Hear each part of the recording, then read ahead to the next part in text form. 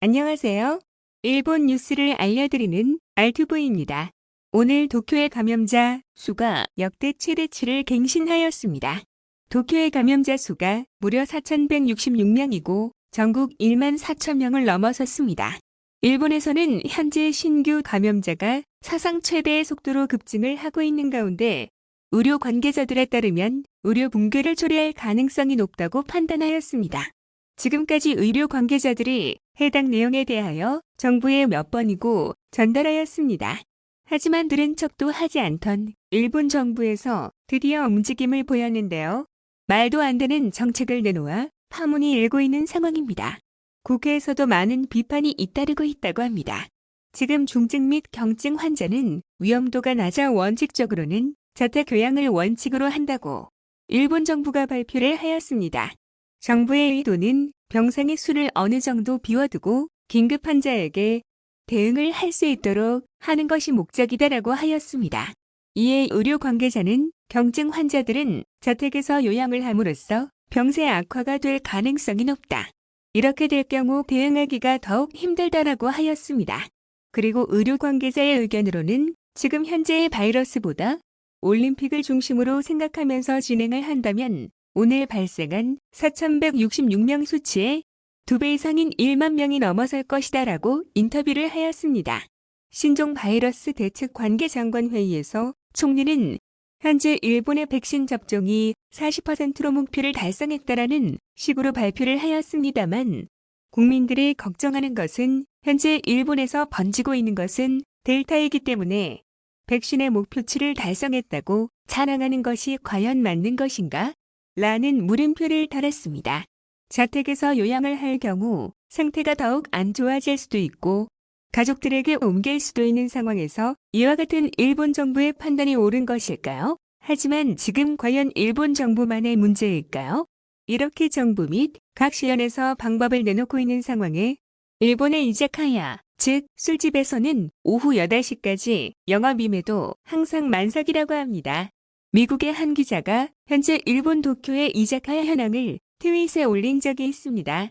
모든 자리는 만석이며 마스크를 착용한 사람은 해당 점포의 직원 이외엔 없었다고 합니다. 일본의 의료진들은 병상이 부족하여 힘들다며 정부에 호소를 하고 있는 상황입니다만 밤거리의 일본 국민들은 그런 걱정이 없어 보이네요. 한편으로는 벌써 1년이 넘어가는 시점이고 긴급 사태 선언이라고 하더라도 벌써 4번째로 진행이 되는 것이다 보니 그 부분에 적응이 되어버린 것은 아닐까요? 긴급 사태 선언이라고는 하다 다른 나라와 같이 마스크 미착용 시 벌금이 있거나 하는 것은 없으니 이와 같은 것이 아닐까요? 현재 일본 국민들은 정부에서 발표하는 정책에 대하여 이해 못한다는 반응들이 많이 있습니다. 이에 대한 일본 반응을 확인해 보겠습니다. 본래라면 총리 회견에서 이번 제한 정책을 국민에게 설명해야 할 것이었습니다. 지난번 총리 회견은 7월 30일에 이루어지고 있습니다만 이때 이번 제한 정책을 발표하지 않았습니다. 거순 주말을 넣어도 며칠 정책 변경을 결정했다는 것입니다. 가장 감염자 급증을 이유로 방침을 바꿔 수밖에 없었다는 수 있습니다. 그러나 갑자기 증가 추세는 그 이전부터 볼 수 있어 평소부터 감염자의 증가도 예상된 것입니다. 행정은 항상 최악의 상황에 대비해야 하는 것은 말할 것도 없습니다. 자민당과 공명당조차 정책의 변경을 요구하고 있습니다. 만약 방침을 진행하자고 한다면 회견을 열고 국민에게 설명하는 것이 좋습니다. 현역 코로나 간호사입니다. 경증도 몇 시간에서 중증이 패턴도 있습니다.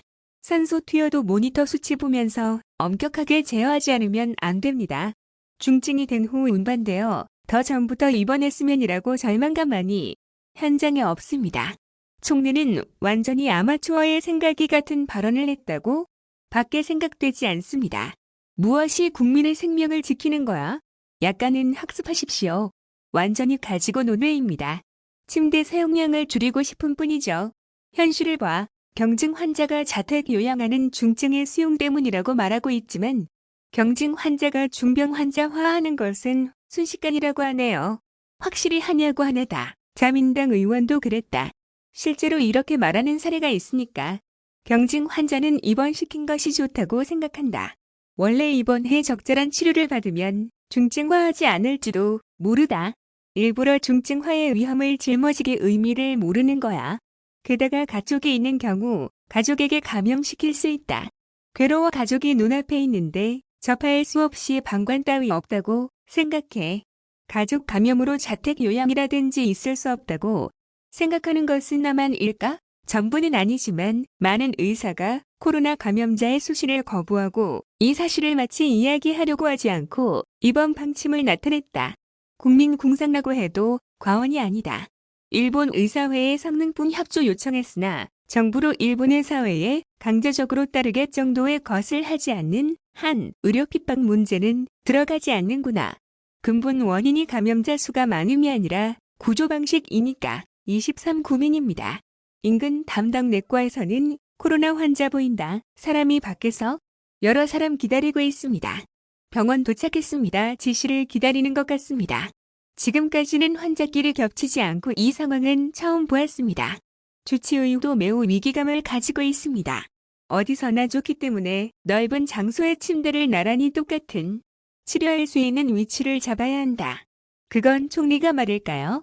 총리 이외에는 지금까지 어떤 재해가 있었을 때도 모두가 힘을 합쳐 보자라는 말을 들어본 적이 있어도 각자 부탁합니다라는 말은 들어본 적이 없습니다.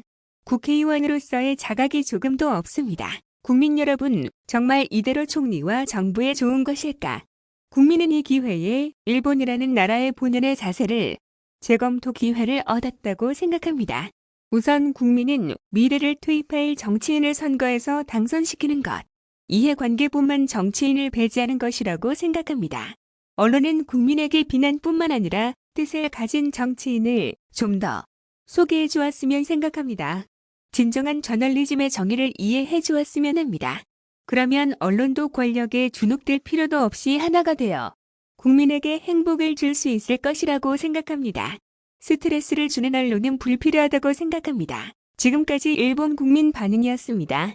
최근 진심으로 일본 국민들이 걱정이 됩니다. 정부에서 국민을 걱정하는 올바른 정책을 내놓았으면 하네요. 오늘도 시청해 주셔서 감사합니다.